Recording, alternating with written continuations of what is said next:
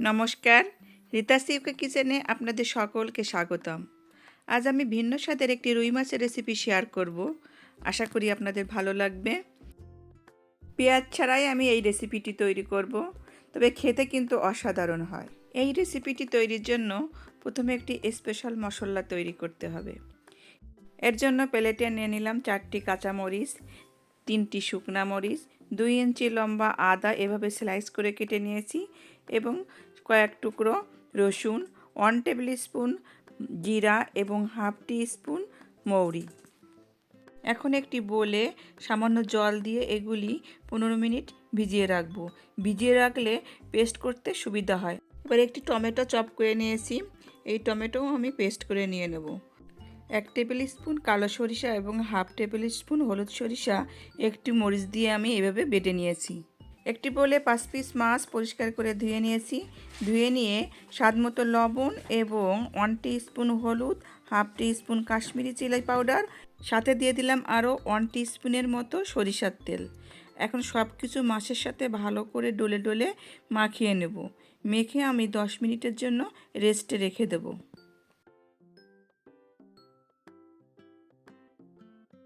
মাঝারি সাইজের 2টি আলু খোসা ছাড়িয়ে এভাবে পিস পিস করে কেটে আমি জলে ভিজিয়ে রেখেছি। কড়াইতে মাছ ভাজার জন্য দিয়ে দিলাম সরিষার তেল। তেল গরম হলে মাছগুলি আমি এখন লাল করে ভেজে নেব।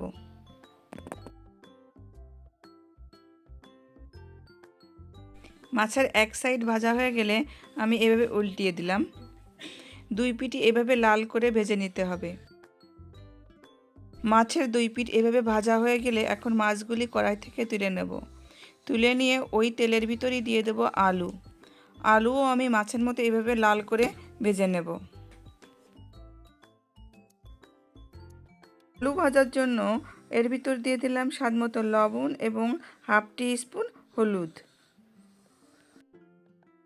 মিডিয়াম টু হাই ফ্লেমে আলুগুলি ভেজে নেব। যখন আলুগুলি ভাজতে ভাজতে সুন্দর একটা রং ধরে যাবে, তখন আলুগুলি আমি এই প্যান থেকে তুলে নেব। আলুগুলি পারফেক্টভাবে ভাজা হয়ে গেছে, এখন আলুগুলি প্যান থেকে তুলে নেব।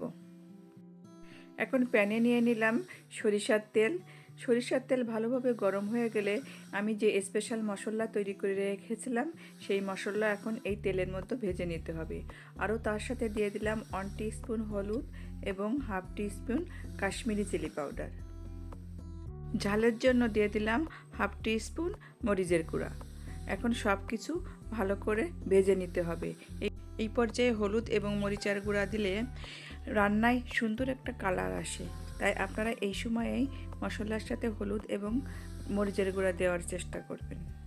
আরও এই মশলার সাথে অ্যাড করলাম 1 টিস্পুনের মতো ধনিয়া পাউডার এবং স্বাদমতো লবণ।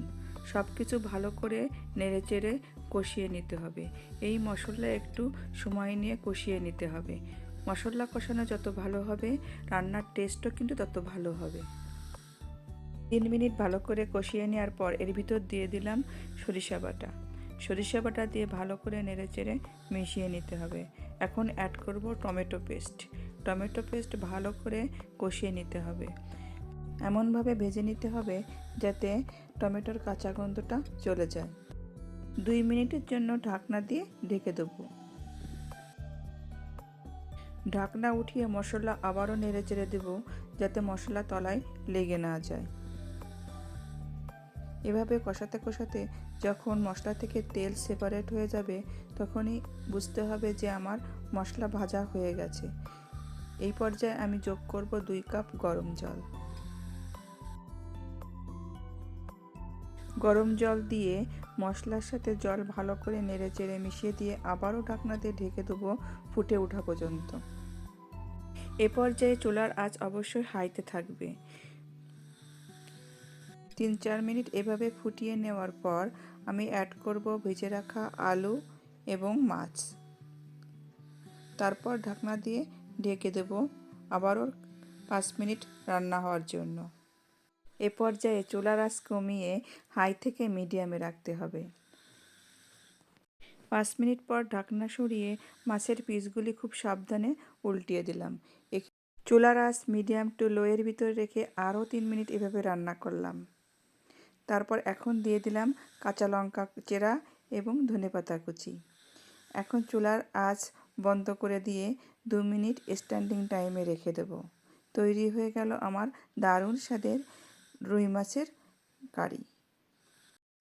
এখন পরিবেশন করার জন্য একটি সার্ভিং প্লেটে আমি তুলে নিলাম। রেসিপিটি ভালো লাগলে বাড়িতে তৈরি করার অনুরোধ রইল। আবার ফিরে আসব নতুন কোনো রেসিপির সাথে আপনাদের মাঝে। ভালো থাকুন, সুস্থ থাকুন। ধন্যবাদ।